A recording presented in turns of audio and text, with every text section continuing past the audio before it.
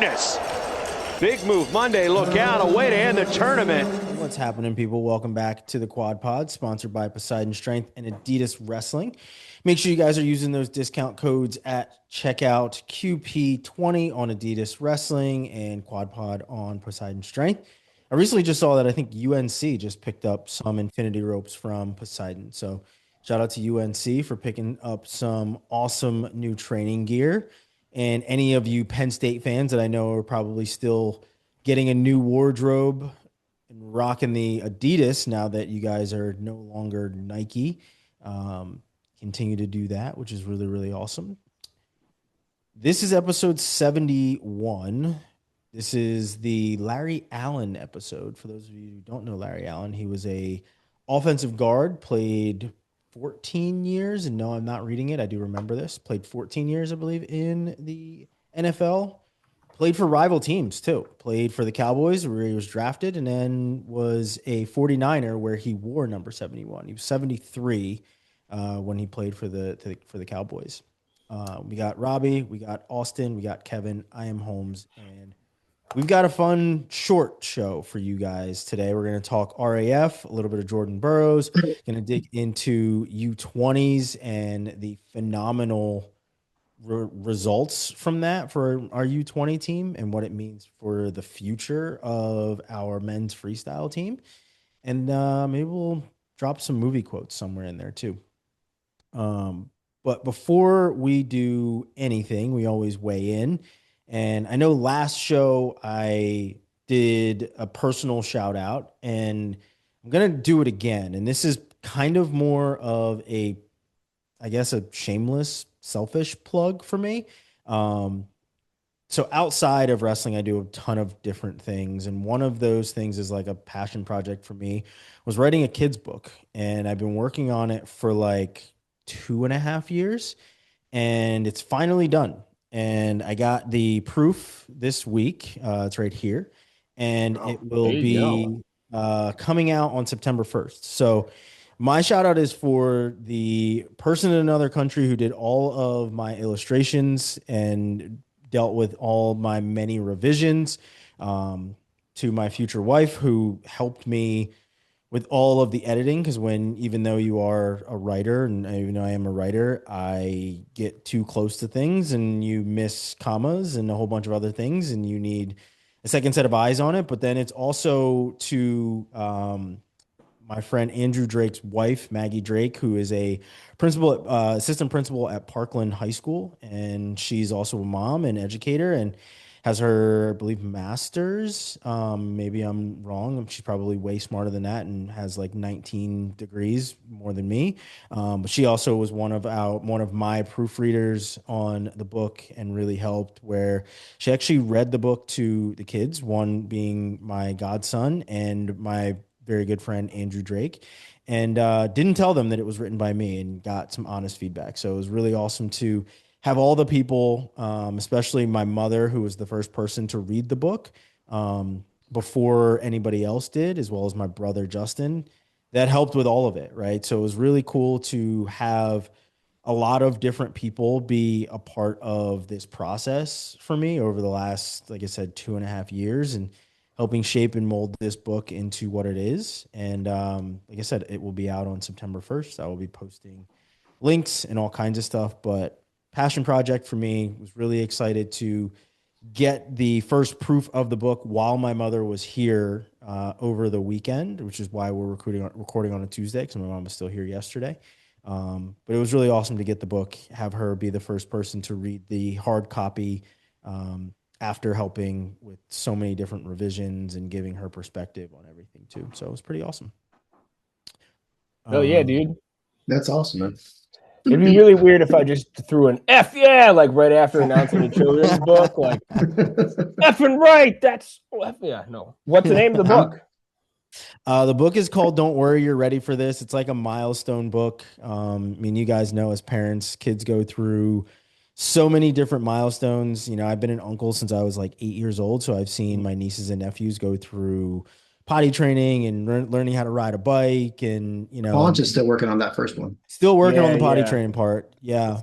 High percentage at this point, but nobody's That's perfect. good. We all have our days. It's okay. But yeah, like it's a, like I said, it's a milestone book, and it's about instilling courage in kids and how it's passed down from generation to generation. And don't worry, you're ready for this is the phrase that is repeated over and over in the book, from the grandparents to the parents, from the parents to the kid, and just kind of goes on from there. So it was a lot of fun to write, a little bit of nerve wracking. Like I said, it was 2.5 years of work, and I had announced it, I want to say back in March, and I wanted it to be done in July on my dad's birthday, but things take time, especially when you're getting illustrations and you're trying to fix things, and you're fixing both the written part as well as the illustration part all at the same time. So coming out a little bit later than expected, but really happy with the final product of all of it. It'll be available on Amazon. So, go get the book. It's pretty awesome.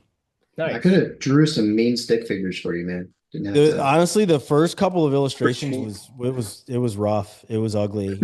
Tried to use AI to do it, and it just was not. It was not good. There were drawings with people of like 2 heads and 3 finger. It was ugly. So I was like, all right, I'm just gonna get a professional to do this so that I don't have to drive myself nuts in doing this. But pretty proud of it. Definitely something that I always wanted to get done, and now it's here.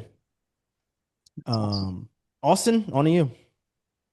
That's awesome, Holmes. I will definitely be purchasing this book because my daughter's going through potty training right now, which is kind of one of the milestones you mentioned. And every 10 times she goes, she gets a little prize, So I think she definitely wants a new book. So that's going to be up there on the list. So that's awesome. Good bathroom reading material too. Yeah, for sure. Yeah, it's only number 1s. Number 2s are she's a little hesitant to do that one yet, but hopefully we get there. I got a few coaching changes, shout outs here. First one that I saw, Lenny Pinto hired at Lock Haven as an assistant. Mm-hmm. I think it's a great pickup for them. Spent some time at Nebraska and then Rutgers. Lehigh Valley guy, so obviously staying close to home or somewhat close to home with the Lock Haven. Good hire for them. Nice young guy that can obviously roll around the room, use his wealth of knowledge. Great pickup for them. Secondly, we kind of discussed a little bit before we recorded. Coach Josh Moore at Kent State got elevated to the director of wrestling for men's and women's wrestling. And I kind of forgot that they announced their women's program starting in the fall of 2027. So it's a good trend that, we talked about Coach Dresser getting this kind of same role, kind of like the CEO, director of men's and women, just to make sure both programs are kind of aligned and, on the same path there. So awesome job with Coach Moore and Kent State getting a big boost there. And then third one I had, I know Holmes, little Lehigh Valley love here. The Nazareth High School Athletics Hall of Fame announced some inductees for next year, and there were 2 wrestlers on the list. First one, Fire Up Chips, Zach Haran, Claunch. Yeah, let's go. One of the state champs there in Nazareth history. And the second one, we all love Sammy Sasso, class of 2018. Nice. So just congrats to those guys. Been being in the area, growing up, wrestling with Zach Haran, one of the greatest minds in wrestling, one of the guys that really opened my mind to funking and scrambling at a really super young, I'm talking 7 or 8 years old, scrambling, kind of brought that to my forefront a little bit. And obviously we all know Sammy Sasso, how good he was there. So congrats to those guys. And I'm sure we're going to see a lot more of these coming up soon with guys we wrestled with. Yeah. Haran was a monster. You never wanted to choose bottom on Haran. Oh, yeah. As good as Lee Zach was on top, Zach Haran was 5 times better and tortured you way worse. So they definitely deserve to be in the Hall of Fame. Those guys were great. Robbie, on to you. Couple of them here. First one, I forgot to mention. It happened a couple weeks ago, and it happened to be the week that we didn't record. And then last week I forgot to do it. But shout out to UVA Wrestling, got a massive donation. Dr. Colin Steele is I think that was the first ACC champ for UVA. It was a $1.15 million donation. Incredible opportunity for UVA. It's going to put them in a position to do a lot of things they haven't been able to do. I'm not going to go into a lot of specifics about the support they receive, but Suffice to say, it's going to be very beneficial for them. On that note, shout out to Steve Garland. Go follow his new Twitter account because his old one is still giving G-Wagon and crypto tips. So hit the And hackers. That's not podcast him. host I thought that was DMs. Garland. Damn it. Yeah, it's not a good situation. He said he's hasn't got any assistance from X to resolve the issue, so he started a new account. And we all know how big of a role social media plays in coaching and recruiting now. So go follow his new account and check that out. Second one, and we'll talk a lot more about this as we get into U20s, but shout out to Jared Freier's digestive system. Because damn, 7 Slovakian McDonald's cheeseburgers after Inside L won his world title. That's impressive. I think I'd probably still be on the toilet in Bratislava if I tried to do that. So good That's on a you, fun- Jared. Good on you. Yeah, if it's anything like me, when I came back from Cadet Worlds years ago, I was on the bathroom floor just in the fetal position with a stomach virus when I got back. So good luck when you return, because it is not good when you come back to the States from whatever you get from another country. That is for damn sure. But yeah, if you didn't follow any of the social media coverage from the Hokies team, they always do an amazing job with social media. Ethan is, I would say, the best in the country with it. But check out their pages, Instagram and Twitter pages, and gives you a lot of behind the scenes stuff of the pretty incredible run they had in Slovakia. Yeah, glad that Ethan is still running the social media there as well. We'll just kind of leave it at that, Ethan. Yeah, you know what we're fucking talking about. Ethan. Don't make us hurt you, Ethan. I've already told him multiple times I'm going to fight him, so you better watch himself. We love Ethan, but we'll hurt him if we have to. I Not would. He's afraid. actually pretty scary for being a little guy. I wouldn't mess with him. See. I wouldn't have even. And went say that we're far talking and about the called same him Ethan who's like fights people all the time, like like on purpose. Like Yeah. A little scary Guamanian. Yeah. Guam. I don't know what they're called. person. I don't need know. to call them there. What they're called. People from Guam. Yeah. Yeah.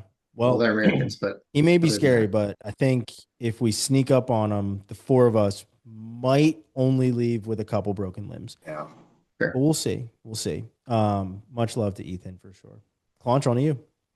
All right, a couple things to run through. One thing, going back to Larry Allen, every time I think of him, I think about him setting the Pro Bowl record for the bench press at 225. He did it 43 times. Yeah, that was one of the videos that popped up when I searched number I did 71. that this morning. It's Just just my a warm up. Yeah, just forgot to videotape it. Also, rest in peace to Dolly Parton. That happened earlier today. So I'm wearing my Chattanooga wrestling hat, and my dad went to Macaulay School in Tennessee, so I'm wearing that shirt right now. Dolly, famously from Tennessee, and had Dollywood over there in like the Pigeon Forge, Gatlinburg area. Went to the Dixieland Stampede 2 different times, just like dinner and a show. That people ride ostriches around a track. It was pretty awesome. There's some wild stuff there. Yeah. It's like, I might have said this on the show before, but like Gatlinburg is weird because you'll go into one store and it'll be like trinkets and antiques and like cool things to bring home with you, you know, and then you'll go into the next store and it's like bongs and ninja swords and nunchucks. And you're like, and it's like just those 2 stores for like a mile and a half. Everything you need. Yeah. And then there's like 8 mini golf courses and a Ripley's Believe It or Not museum. But yeah, so shout out to Dolly Parton, and then I wanted to shout out Daniel Elliott and Gardner Webb because I saw he posted that they were going to only listen to Dolly Parton at today's practice, and then I'll be damned, they really did. So Yeah, he said that Scolo didn't know who Dolly Parton was, so he had to make a statement. So yeah, Wow. gotta shame Scolo on that one. for Man. sure. Dolly Parton wrote "I Will Always Love You" and performed it first. Like She did. It's like my wife didn't know that Steve Winwood wrote Higher Love. And I was like, what are you talking about? Like, she's like, I only know the Whitney version. I'm like, well, here's some Steve Winwood for you. Anyway, I digress. Also, shout out to Matt Stencil, Central Michigan Fire Up Chips. They have their golf outing coming up on September 26th. I would love to go. I love going to that golf outing. I've been a couple times before, and it's always super fun. Unfortunately, I'll very likely be in Ohio for the Grappler Fall Classic that weekend. But if anyone listening is available to go and can get up to Mount Pleasant to check that out, I highly recommend it. I think that's all I wrote down. That is all I wrote down. So shout out to all those people. Nice. I think the only other thing, and I think, Austin, you mentioned this maybe last week, maybe the week before, but just bears repeating, of Wrestlers in Business going to be having that virtual career fair. Make sure you look up any information and get in touch with them. Sign up for that if you're looking to join that. So definitely want to make sure that we are pumping Wrestlers in Business. Scotty Sentez doing a really great job, him and his crew. And I know we've had him on the show before. Hopefully we have him on again as we see kind of how things prosper with what he's doing. So, wanted to make sure that we mentioned that one more time. I think it's October 1st is when that's going to be coming up. So make sure that you're on top of that if you want to be involved in what Wrestlers in Business is doing. Let's move to the first topic. And first topic is RAF.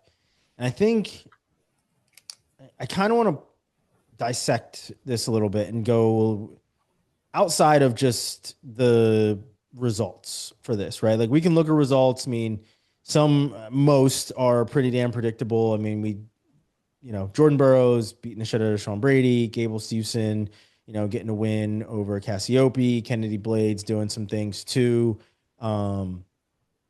Nolf beating Wick, all these things. I think some of these things were predictable, right? But I want to dig into a conversation that the four of us and Earl had in our group text about Jordan Burroughs getting involved in wrestling at RAF. And, Jordan Burroughs did an Ariel Hawani interview. I believe that was today. And that was out today, and hadn't had a chance to listen to all of it, but you hear why he wanted to get involved with RAF, or at least why he wanted to wrestle at RAF. I don't really know his full involvement. And I mean, as we shouldn't, right? If he's involved past just wrestling on an RAF card, that's between him and the guys at RAF, and that's his business.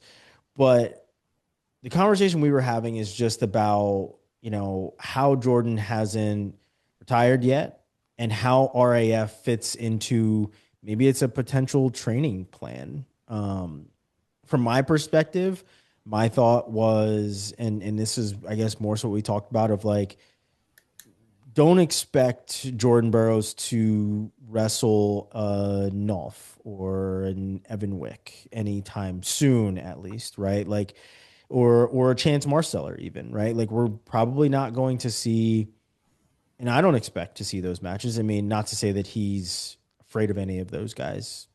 That's for damn sure. I'm not saying that. I'm saying that I feel like he hasn't competed in 2 years. He's getting his body back on the mat to see how he's feeling, right? And I equate it kind of to what Aaron Donald is doing right now in the NFL and saying, waiting for his body to respond to see if he's ready for any sort of action, right? I think that as we get closer to next year, 2027, 2028, we see him ramp up the competition and who he's taking on at RAF. I feel like RAF is a training ground for Jordan Burroughs to, go into the lab at his own academy or at Penn and prepare for these matches and see who he wants to wrestle so that he is getting his body ready to compete.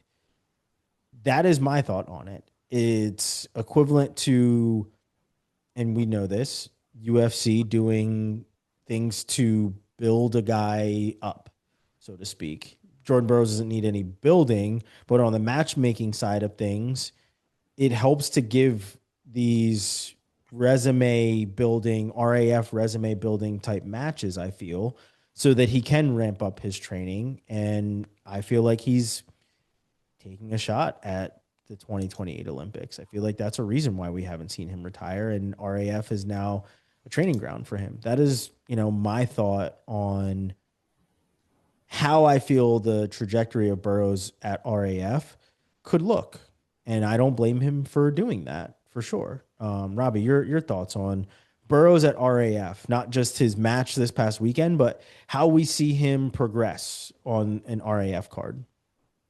I mean, the match was exactly what we expected. He wrestled a guy with no formal wrestling experience and destroyed him. And that's what he should have done.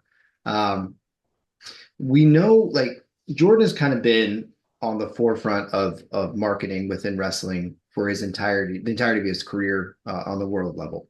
Like, all I see is gold, flips headphones at the time, all that.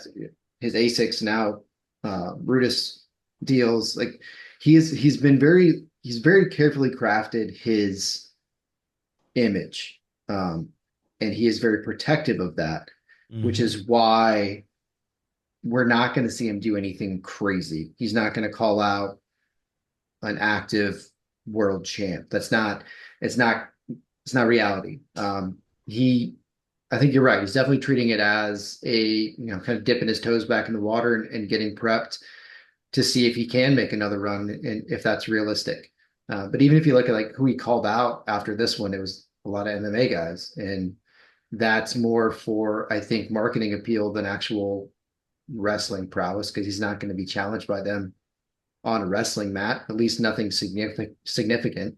So it's very much a matter. I think he sees it as a way of not only preparing to possibly make a 2028 run, but also as a marketing opportunity to continue to grow his brand and to kind of push into that MMA world as well. Because I mean, even throughout his career, he said that he's thought about doing MMA, but it's not really his thing and didn't want to do it. And he's always just stuck on the wrestling side. So this is an opportunity for him to expand into that market, which is significantly bigger, without getting in the cage. So he said that during the Hawani interview too. Yeah. I mean, I saw a lot of pushback from like the MMA community that, oh, he's too soft. You never want to do MMA. Okay, sure. Doesn't make you A soft, multiple time, world and Olympic champion. It's definitely soft. But yeah, I mean, it's calculated. It's calculated the way Jordan is calculated with everything. And he doesn't make rash decisions. That's not how he works. He never has. And he's going to be very particular in how he goes through this. He's got the match in Moscow, right? He's on that card. I think so, yeah. So he's got an international match. So he's getting back into the international market. So that's another opportunity for him. I feel like it's very much a calculated way of him doing it. And what Earl hit on was kind of that. Like, he's taking this as a brand promotion as much as he is as a prep for getting back into wrestling. Yeah, he's wrestling Kurbanaliev on the Moscow card on September 5th. So that's what, next week? Yeah. That's a quick turnaround. Very quick. But I mean, he wrestled for like 30 seconds, so I think he'll be okay. I mean, a lot of the guys that were just on the card are wrestling next week, and let's face it, right? We've got Woodley wrestling Chimaev as the main match.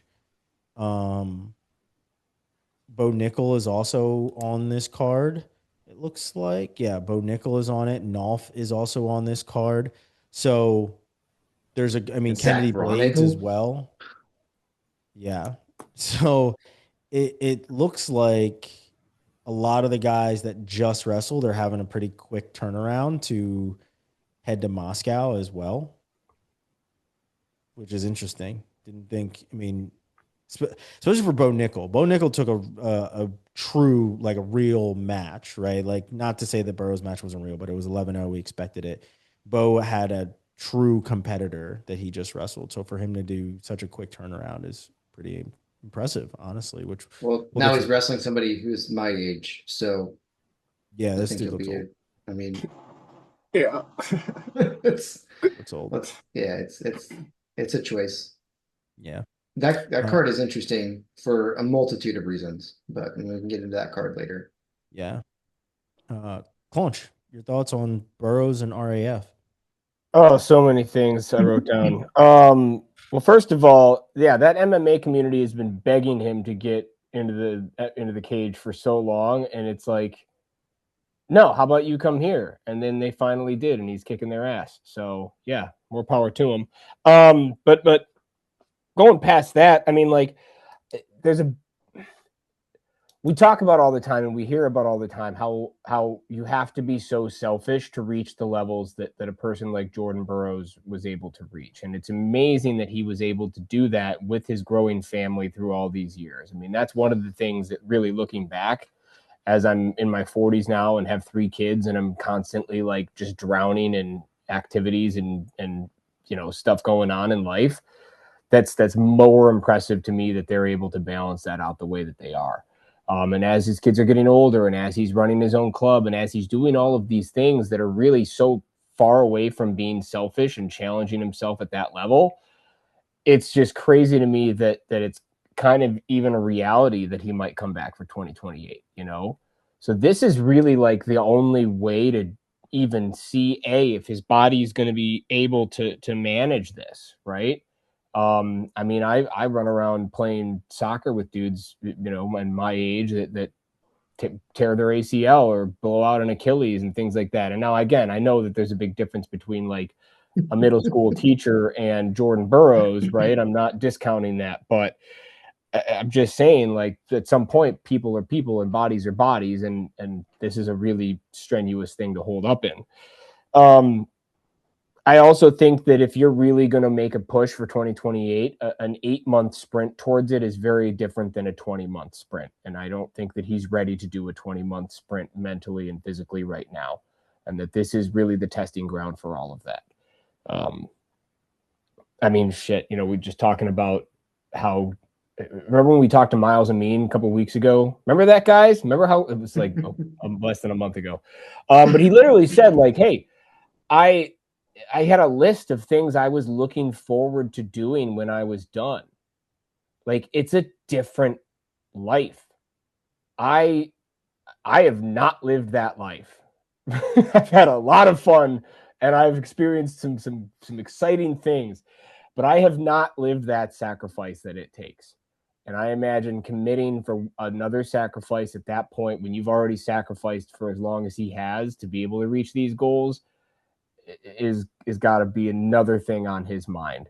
So I do expect him to make a run, but and then on top of that, we've already talked about it. He's not going up a weight, so he has to then change his body and his lifestyle and everything to go back down just to make the weight to be able to go to the Olympics or go to the trials. So, I mean, man, if he listens to this, I might have talked him out of it, like that's, you know what I mean? Like there's a lot of stuff that he's got to figure out. And I, now that I'm saying it, it's like, man, whatever he wants to do, I'm going to support it. I'm going to hate if we don't get to see him compete at that stage again or at that level or try to do it. But I understand, Yeah. Austin. Yeah, the overall card I thought was pretty good. It was good to see the Julius in his hometown putting on a show for them. Tech Fall, I think he won pretty easily there, but good solid win for the home team there. Good to see Johnny, especially for him, like someone who's dedicated so much to the sport, so selfless, all those camps and stuff he does, and great role model overall for the sport. Coming away with the win was fun. It was a shame to see Will Lewan go down with an injury. I know Claunch was hurting over that one, but that was a bummer. It was a bummer. David Carr had a nice win. The other thing I want to touch on too, before I get to Burroughs, was Jason Nolf. Man, you just forget how good that guy is at freaking wrestling. Wick was, wasn't he top 2 or 3 on the ladder at 79 kilos this year? And Nolf went out and torched him. And Nolf is like, this is like a side hobby for him. Like, if he was able to just commit to it, he's just in that gauntlet of JB and Burroughs and Dake, and just that the whole weight class in general has just been chaos for him to break through, and he's still only 30 years old. So he's just impressive. McAnally Bow, a little shocked at how close that one was. I mean, kind of shocked and kind of not. Matt Canelli's obviously really good, younger, in a prime of his wrestling kind of right now. And Nickel, not really wrestling much, or you don't think he is, but to go out and lose by 1 point to the reigning NCAA champ, that speaks volumes that, again, just how good Bo Nickel is at wrestling, right? But Kenny Blades had to win, Gable had to win. The thing that about Burroughs too was, and I think Robbie touched on it, just who he called out next. It was all MMA guys, right? I don't think we're going to see anyone high in the ladder, but I think it is kind of, putting the wrestling community on his back, saying, hey, wrestling and MMA wrestling, these MMA guys think they're good at wrestling without having competed at Worlds, without having really lived the lifestyle that I have. Come to my site and see how it is. So I think there's a kind of a little bit in that in there maybe too, with him calling out these MMA guys, just going through expecting to torch those guys and beat them up real good. And he likely will, but again, it's also good training for him to see where he stands, how his body feels. He's been through this so many times. He's been doing it for so long. If something feels off after a match, even if it's dominant, whether it's the speed, conditioning, whatever it is, if something feels off, he's going to kind of know that. And is it Father Time catching up with him? Is it a training cycle? Is it the way he looks at things? That's stuff for him to decide, obviously. But being 38 and being in for so long, you gotta come back slow. We all know here we're getting pretty old. You can't just jump into a workout. You gotta take more time stretching, prep a little bit more. I had to stretch before I brush my teeth, man. Yeah. I sneezed the other week and I pulled an ab muscle, so we're getting there now. But it's a good strategy for him too. And getting on Ariel Helwani's show, bringing more notoriety to RAF too. And I was telling you guys in the group chat, I had 2 separate people ask me about RAF that don't really affiliate with wrestling, 2 unrelated people. Like, what is this RAF thing? And they're like, this is awesome. Why doesn't wrestling have like a professional league, that's outside of WWE, outside of UFC? It's funny. It's good that this is coming down the line. And we just started talking like, this has been tried. It just hasn't worked. This seems like this has the funding. This has the backing. It's definitely going places and getting some big names, which, and we talk too, me as a wrestling purist, and we talk all the time, the gimmicky stuff, not for us, but again, they're not trying to draw us as the crowd. They're trying to draw the MMA, maybe the WWE kind of crowd, with the fireworks and the rivalry stuff. And, we put on the show of the pay-per-view, but again, I think it is working. I think the brand is getting out there, and I think there's more people interested in coming, big name people. And to see someone like Conor McGregor, I think it was Conor McGregor, I think it was his legit Twitter account, retweet Burroughs' statement on Helwani's podcast, that just brings eyes, whether people watch or not. But Conor McGregor, obviously a huge name in the UFC, just bringing a spotlight to Burroughs like that, it's pretty cool. Yeah. Talk about old guys getting hurt. Yeah. A couple of things too is like, one, on the Burroughs MMA thing, it was never gonna happen. His wife wasn't gonna, I hate to say allow it, but she was not with that. That was just not, that's just not what she stood for or anything else. But 2, like, Jordan Burroughs has earned the right to bring people to his sport and have you come compete against him. He doesn't have to be a fish out of water and go into somebody else's sport where they've been training for a very long time, instead of them coming to his where they actually use wrestling as their training. Right. So it's he is a multiple time world and Olympic champ. So there really isn't a fair ground, but if there's ever going to be a fair ground, it's going to be them coming to wrestling and not him going to MMA. So people trying to say that you're soft or whatever else, like, no, guys, that's not how it works. Like I said, I was a fighter for many years. Doesn't make me tougher than anyone. Probably makes me dumber, but it doesn't make you tougher than anyone just because you're willing to get into the cage and everything else. But like, no, Jordan Burroughs does not have to go into MMA to prove how tough he is. He's got the gold medals and the actual belts to prove it. Won a world title with a broken ankle. Yeah. Oh, God. On the other side too, with the promotion, right? RAF is becoming a for real legitimate promotion.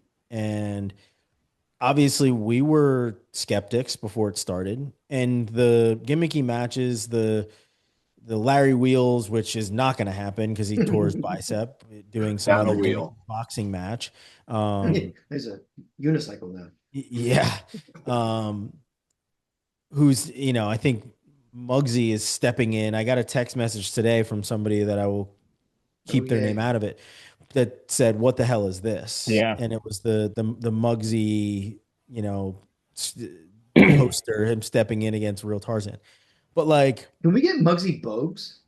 I'd Ooh. watch that instead. I would 1,000% watch Muggsy Bogues fight Real Tarzan. Would Like for that. real Or fake watch that. Tarzan for that matter. But the RAF as a promotion is copying, rightfully so, and this isn't a knock, copying the UFC playbook. And I mean, down to how they post lead up for the Burroughs match, right? Like they're showing the walking into the stadium, which is what we see all the time from the UFC, right? Co-main event, Jordan Burroughs has arrived to the event. They're doing press conferences. They're doing the face-offs. The everything is on a stage. There's walkouts. There's all the different. I mean, they have a gear sponsor with Takedown. You know what I mean? Like down to a T. Like they are part and parcel utilizing the UFC model to gain followers, viewership. I mean, down to pay-per-views, all of it, right? So, and I don't blame them. They're doing a very good job. UFC certainly built a sustainable, scalable model that most of the people who are watching, if not all, who are either MMA fans or wrestling fans or both, are already used to.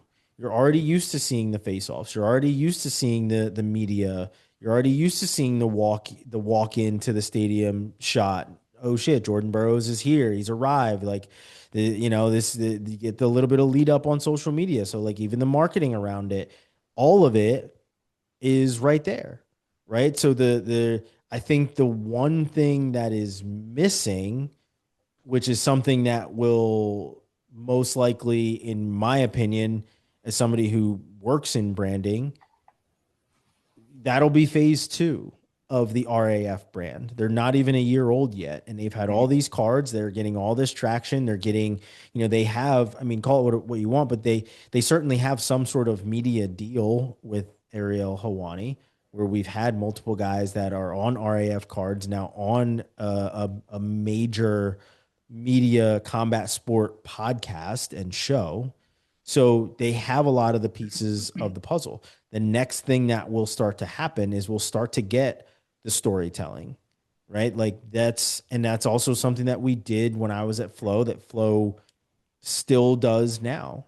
It's why you watch Final X. It's why you watch Worlds. It's why you watch the World Team Trials. It's why we pay attention to who's number one, because there's a storytelling aspect of it that we are getting, that I believe we will get from RAF, that the UFC does on the UFC Embedded series, or the pre-fight interviews that Bare Knuckle Boxing does with my friend Carissa Maxwell. Like all of these different things, I believe PFL also does them too. So like all of these things that your major promotions are doing, from that storytelling to the marketing to the media and fanfare of it, we're going to start to see even more of with RAF as time goes on. So, and it's like I said, it's a model we're already used to. We're already used to seeing all of these things. So it fits seamlessly into how we view sports, into how we pay attention, into how we become fans and the fanship of all of it. So I think it's great what RAF is doing. Again, we were, and I speaking for myself, I was a skeptic leading up, seeing some of the matchups that they put together originally, but now seeing as how, they're going to Russia, they're wrestling all over the world. This is the right model for them. The UFC model is the right model. Well, and it's the right time. It's 1,000% the right time in the sport of wrestling. If we didn't have RTCs actually like developing, a real talent pool for depth for the last 10 years or whatever it's been, like we wouldn't have this. If it was the same way it was with real pro wrestling back in the day, when it was basically like a lot of those guys that we were watching back then. I mean, we joked about Bono versus Schwab, or you'd see some of those guys. They just immediately got into coaching because that was the only way to make money in the sport. Otherwise, you'd have to work a job making 30 grand a year and training every other hour of the day, right? And we can go back to Burroughs just for a moment. I mean, he really had a hand in developing or at least making it like seem possible, like with all of his endorsement deals and everything that he did to really like kick it off. And then before you knew it, our world teams were pretty legit. From basically 2012 on, we had some strong depth. So yeah, I mean, like this is the right time to have done that. Oh, there was one other thing I wrote down regarding Burroughs. It reminds me a little bit of Rocky 3 when he was just getting fed meatballs all the time and he was just beating the shit out of them and he was like thinking he was hot shit. I know that that's not really what Burroughs is feeling for himself. He understands what he's doing and he's doing it the right way. I don't want to forget, but so like I feel like just as far as like the right time for wrestling paired with the backing and the money behind it all and the promotion and everything that they're doing, like this is like the perfect storm for everything that it's turned into. And yeah, it's turned out pretty good. Very, very happy with what it's been to this point. I wanted to shout out Reese Laramendi for jumping in as a replacement. That was kind of a last minute thing. I can't pronounce the name of the person who was supposed to wrestle Kennedy Blades, but she didn't do it, and Reese jumped into that spot. So good for her. I thought Woodley versus Buckley was a cool match. Woodley was down 8-0, I think it was, and just stormed back and got it done. I was looking at it too. I didn't realize, and I assume it's correct, unlike some of the state acronyms, but it lists like the number of takedowns per match. And it's like, that's kind of cool. Like, yeah, Burroughs had the 2 takedowns. I get that. Where was the one that really stood out to me? Jason Olf only had 1 takedown, scored 11 points. We got that big 5-point toss when he ran him out of bounds, and Wick just kind of stopped wrestling for a brief moment, thinking he was just going to give out the push out. And that was wild. You can't stop wrestling there. And credit to Nolf. He was like, hey, there's a chance to score more than just this 1 point. So, it was kind of like throwing a YOLO brick, but he threw a YOLO wick. Huh? See what I did there?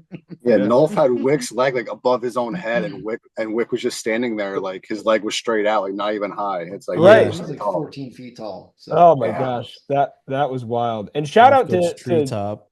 Jesse Mendez too. I love it when like the dudes choke somebody out and they're like, "What? I thought this was America. Like, we can't choke people out here." And then immediately goes right back to it, and the ref's like, "Dude, stop! Like you can't."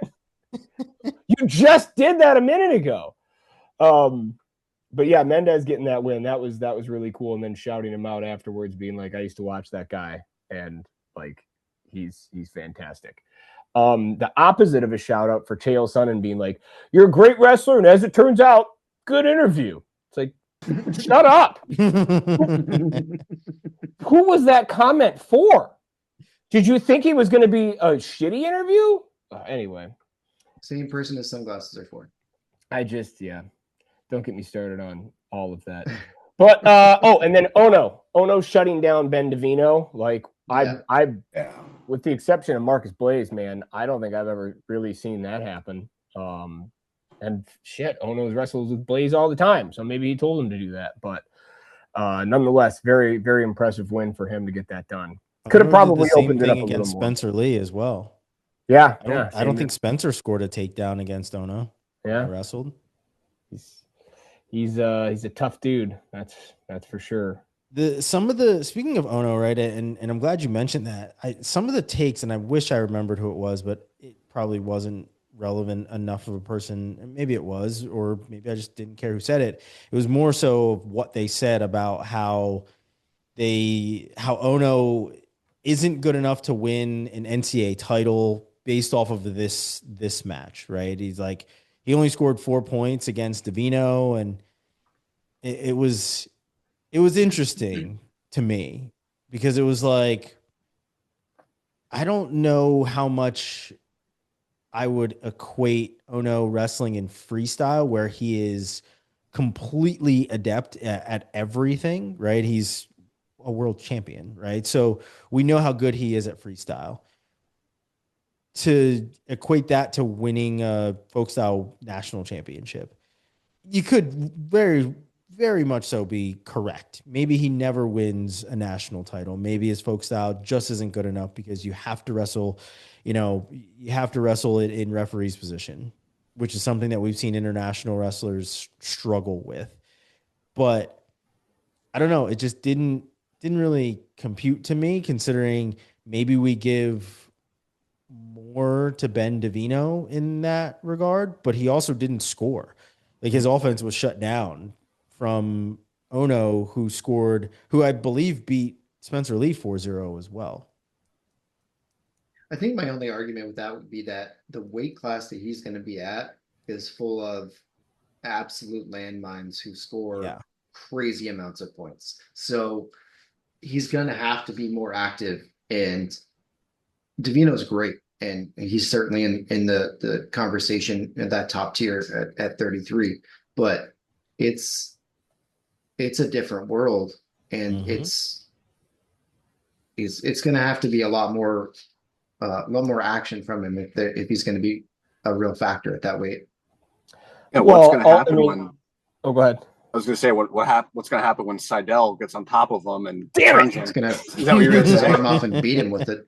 Yeah, and like when Forrest is rolling around on his back scrambling, because that's allowed in folk style, just to get the better position. I mean, I'm sure Ono's felt that in the room, but in a match, that's obviously different, right? It's not your own teammate. There's a ref there, and it obviously counts compared to a wrestling in wrestling practice. But yeah, obviously folk style or freestyle are different. And who knows if Ono even makes the lineup? I mean, he hasn't been there yet with Blaze there and Davis, and maybe things change this year. I don't know, but let's see him get in the lineup. Let's see him get some actual folk style matches under his belt, and I think that's a better judgment than one RAF match, right? Obviously. Yeah.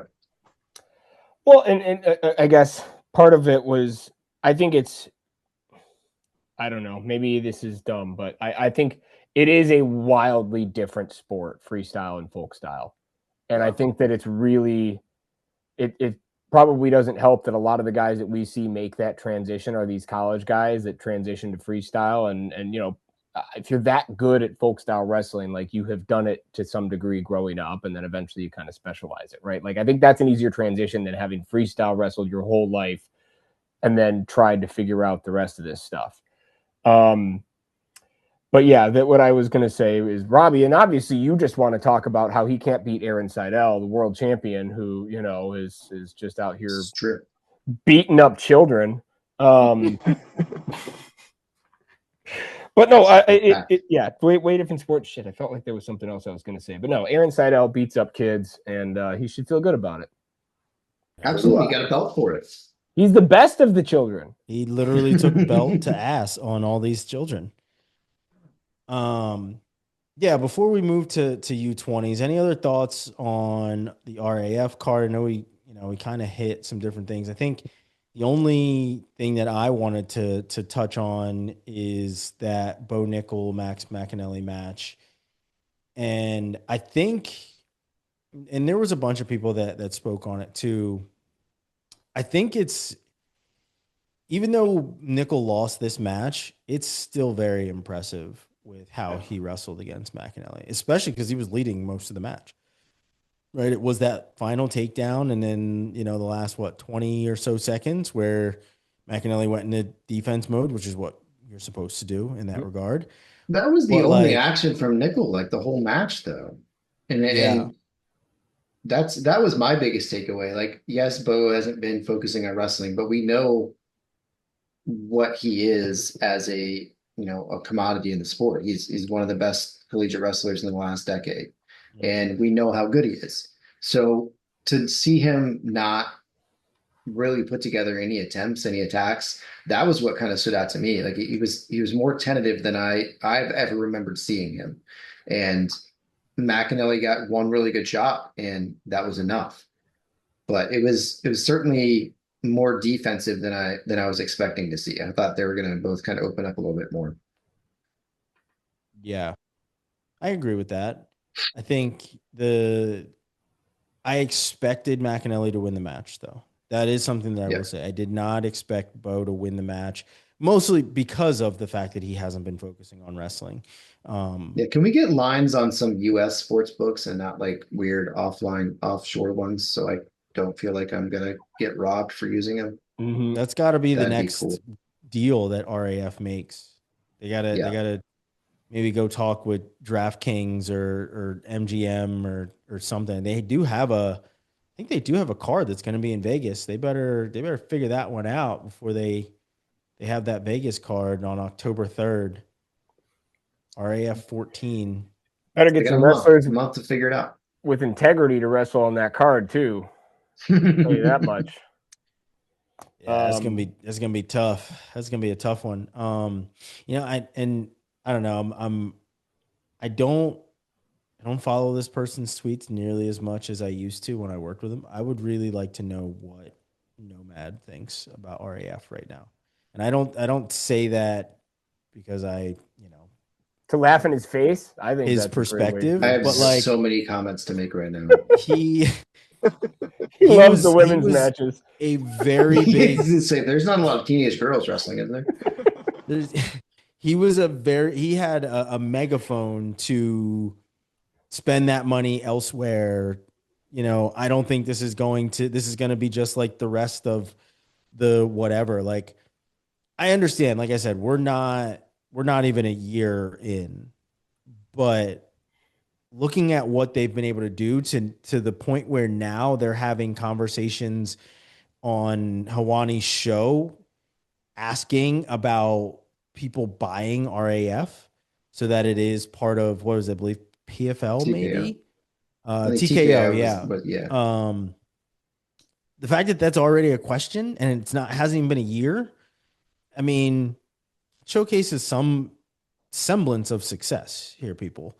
Because like some of our let's call it what it is, like and maybe it's because I'm obviously not there anymore, but like you would think that some corporation would be looking into buying Flow with how well they've done over the years and how they continue to expand. But like, and maybe, and obviously, I honestly think that those conversations are probably happening behind closed doors, and that probably there has been no solid number that people wanted to sign on a dotted line for. So I'm not saying that, but the public conversations about that, like RAF, aren't happening.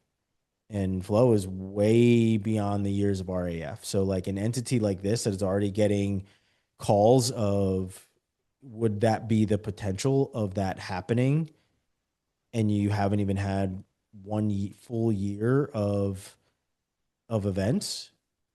It's pretty big. It's pretty amazing. So, I mean, I don't know. I would just like to hear, and maybe it is more than just Nomad's take. Mostly I'm just saying him because of him being such a stalwart detractor of RAF. But like, I would love to hear what people who were against RAF from the start. I mean, even though we were skeptical about it, we certainly weren't against it. We wanted to see how it played out and see it succeed, though. It wasn't like it's like I want to see how this plays out just so I can see it crash and burn. I want to see this play out because I want to see it succeed, and I hope that it succeeds. And that's what we all agreed on. There's a lot of people that were detractors of all of these things, and now I would love to see kind of what they have to say as you see some of the biggest UFC stars. I mean, you might not like him, but Kobe, Covington, certainly a guy that is making headlines. Chimaev, same difference. A guy that is making UFC headlines. Whether you love him or hate him, these guys are seeing some sort of value. Maybe it is just a check, but they're seeing some sort of value to at least temporarily for one night attach their brand to this brand new promotion in some way. So I think it's awesome. I think it's incredible. I can't wait to see how RAF continues to move down the line. I would love a look behind the scenes at the numbers to see, because I mean the names are pulling in. There's the numbers have to be pretty substantial associated with it. So I would like to see, just from a business perspective, how they're handling that, just out of sheer interest. Yeah. I was gonna say the crowd looked pretty decent on Saturday night. The Cleveland filled the lower bowl there. That's a couple thousand people. That's not. It's where NCAAs are held. It's a pretty big arena, right? That's where the Cavaliers play. It's not just in some rinky-dink gym, right? So I think, and Cleveland also hotbed. You're going to get some big wrestling fans there, obviously too. But yeah, I think if you get the tickets there, the sales, merch, and all the branding and everything that goes with it, I think it's going to start taking off even more. And I think that the next gen edition, like bringing kids into it and a developmental league, was a huge move for them, and a way to bring in a younger, more invested audience that can grow with it. So they're certainly thinking long term and have a big picture plan that they're executing, and I think they're doing well with it. Well, it wasn't that long ago too when we were talking about, I think there was like 3 leagues getting started at once, right? It was RAF, it was Claw, and then there was another one that I don't remember the name of. And it's pretty clear what's kind of made it so far, right? And like, I'll probably try to watch some Claw stuff when it gets going again. But I don't know how or where it happens or when it happens. but I definitely am going to be watching. They have something coming up sometime soon. I know September 5th they're going to be wrestling in Russia, and I know September 19th they're going to be wrestling in somewhere else, Miami or Vegas or something. So, yeah, I'm down for this, man. This is taking off, and I'm excited for it. Yeah, and you're right on that feeder program too. Like, yeah, that makes kids, like, think about it. We grew up, we're like, I want to be Emmitt Smith, right? Like, I want to play in the NFL. Wrestling wise, they have RAF. They're like, I literally want to be it. And I mean, not for nothing, you mentioned it before, Claunch. Like, Jordan Burroughs was the kind of the leader of this sustainable wrestling athlete life. right? Like, kids want to be that, and now they want to be world and Olympic champions, but they also want to be professional wrestlers in RAF. So they're right. I think they're, and you're right about that. Like, they are on the right track with having a wrestling feeder program. That means that things aren't ever going to stop moving, especially with how NIL moves these days and how they can sign guys as promoters of the league to marketing and NIL standpoint and allow them to compete. Also, Bo Nickel versus Max McAnally is an awesome name matchup. It is. It sounds like fake video game names. Anyway. RAF Rush, I saw Kyle Dake, and his opponent is Kadik. So it's kind of like Kyle Dake, just abbreviated. I think that's Bo Nickel versus Glass Joe.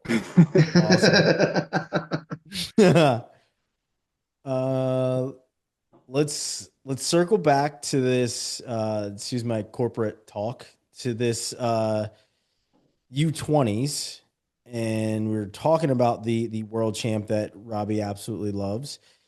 The U20 team absolutely balled out. 10 for 10, makes history, 205 points. Is that what I saw? Yep.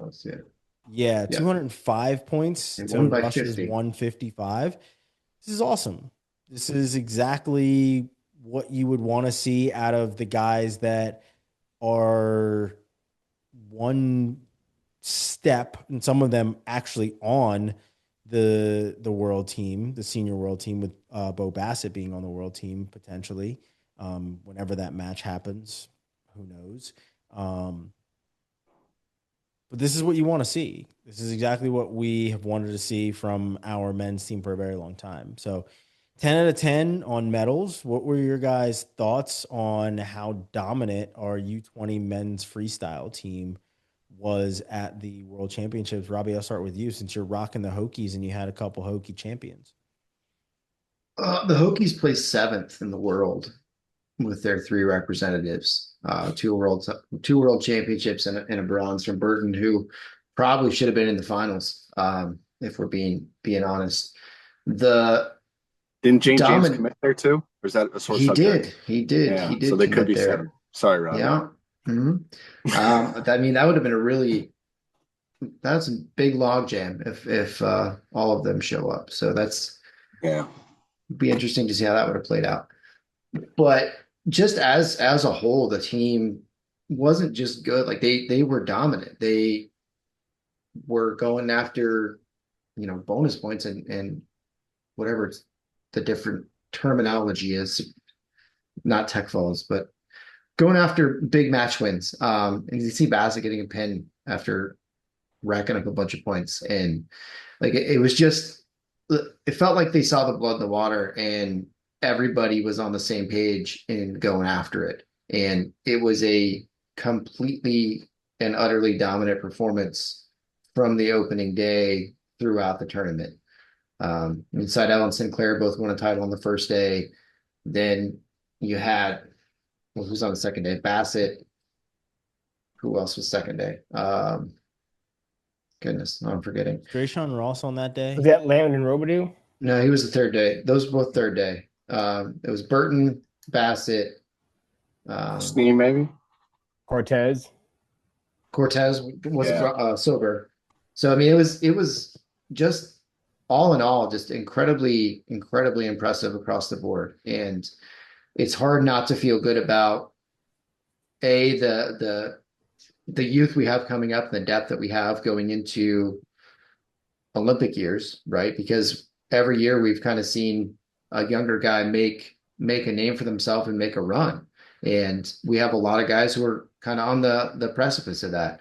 I mean, Bassett's wrestling in a month for a world team spot for the senior world team. So he could legitimately get a U20 and a senior level world title this year. That's a possibility.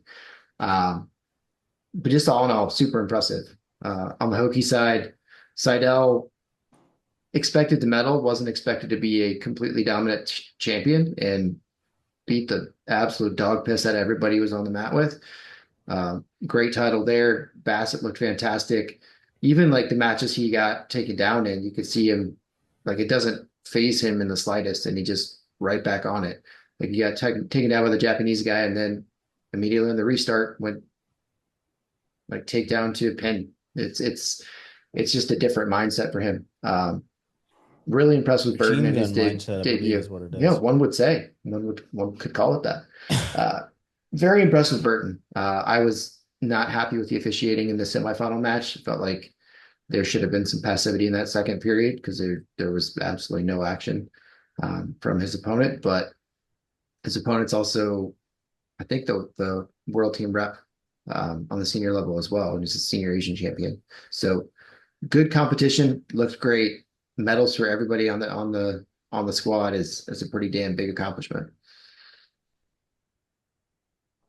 And 7 cheeseburgers for Frere. True. Also impressive.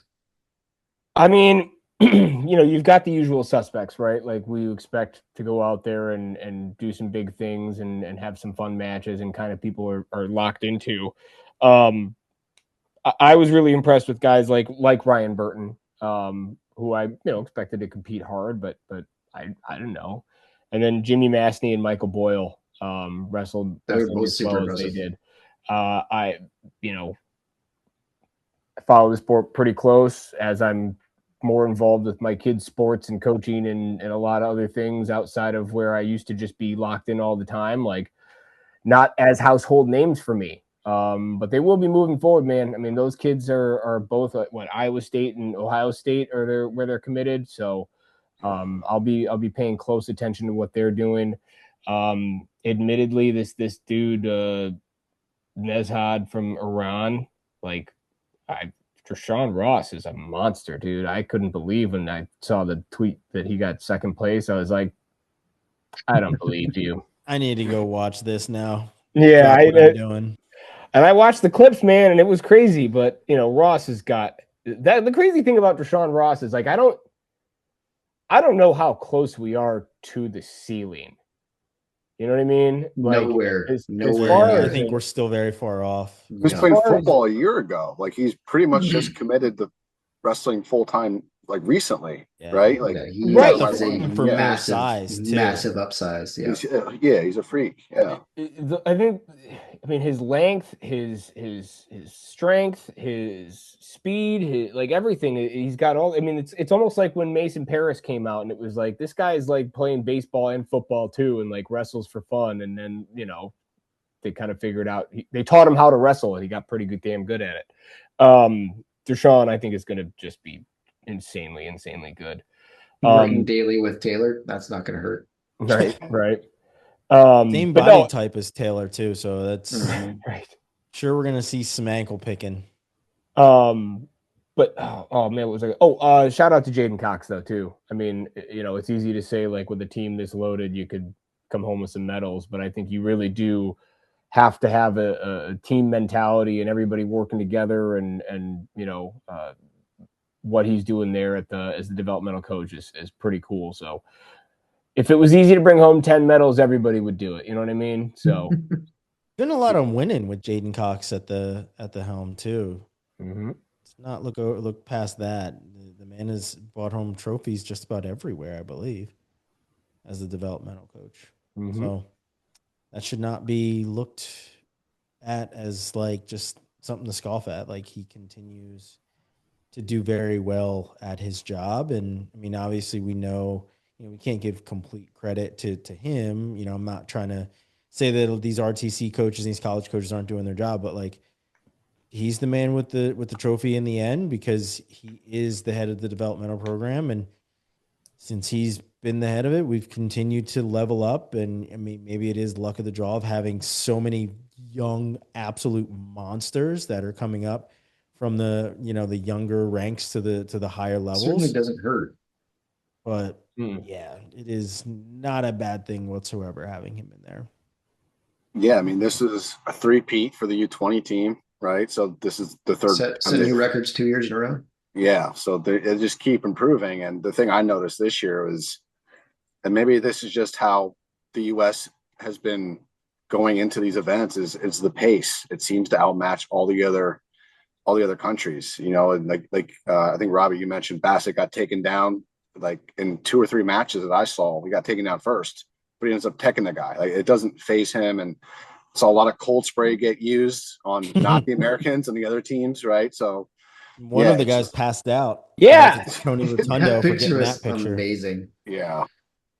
Just so I think it's, if the U.S. keeps kind of training like that and focusing on that, and not just pace, just to have pace, but with intention of moving the opponents, faking, collar ties, pulling, all the good stuff to look busy, not get from the shot clock right away and end up scoring out of our attacks. I think it's good. My question to you guys is, is this trend going to continue? Is the U.S. going to keep dominating at the higher level if the same group of guys keeps moving up together? I think having 3 in a row is good, but I feel like once you get to that senior level, those Russians and Iranians maybe jump a level or two, but maybe that's just now that we have our current system and, the RTCs, these guys are so focused and, they're so advanced at a young age, and maybe we're beating that jump ahead, right away. So I think the most impressive thing with that though is that it's not the same group. It's showcasing the depth that we have by having multiple guys at these weights who are making these runs, and that's only going to make the next level better. And we've seen over the past decade, like the complete growth in the program at the senior level and how much better we've gotten as a whole. And the depth has gone from having, a good guy, a really good guy at a couple weights, to having multiple really good guys at every weight. So there's medal threats everywhere. And now we're seeing that at every age group. So it's a good place to be. Well, and PJ Duke wasn't even in there. Yeah.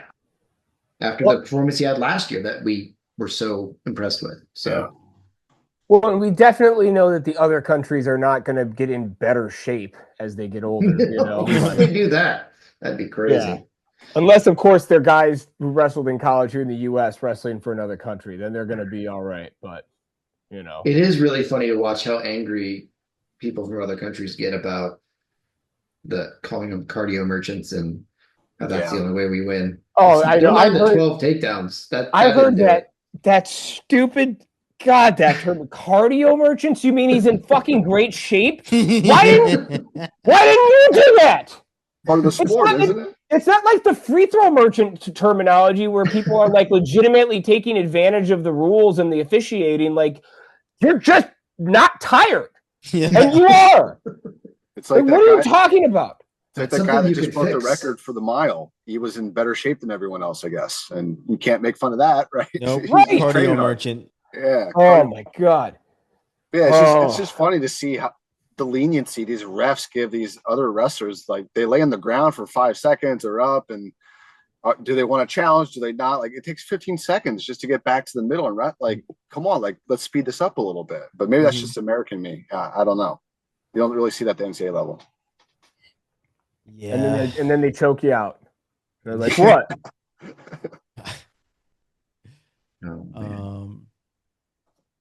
Yeah, great performance by the U20 team.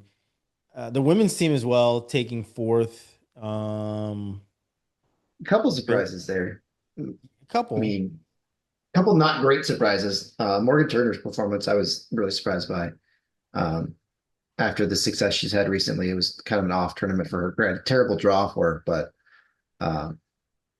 was expecting a little bit more because of what we've seen from her. But as a whole, I mean, not the best tournament for the U.S. women, but not bad. Yeah. Leidecker won a gold again. Wasn't she back gold last year? Yeah, back to back. Awesome. Yeah. What is it? What's it say? I'm reading titles here as I'm looking at results. Fourth U.S. woman to win 2 U20 World titles. So, I mean, it's awesome. It's awesome to see where our women's team is, and obviously, we're not talking about cadets. We're talking about all athletes that are senior level eligible. But like men's on the men's and the women's side, more so on in freestyle, obviously, they're wrestling up at the senior level. They happen to be eligible for these younger age level teams, but they are wrestling the best women in the world all the time in the room. I mean, we are so grateful to have Helen still be in the room right now and showcase these things. Amit is going to become that person. And slightly she probably already is, but like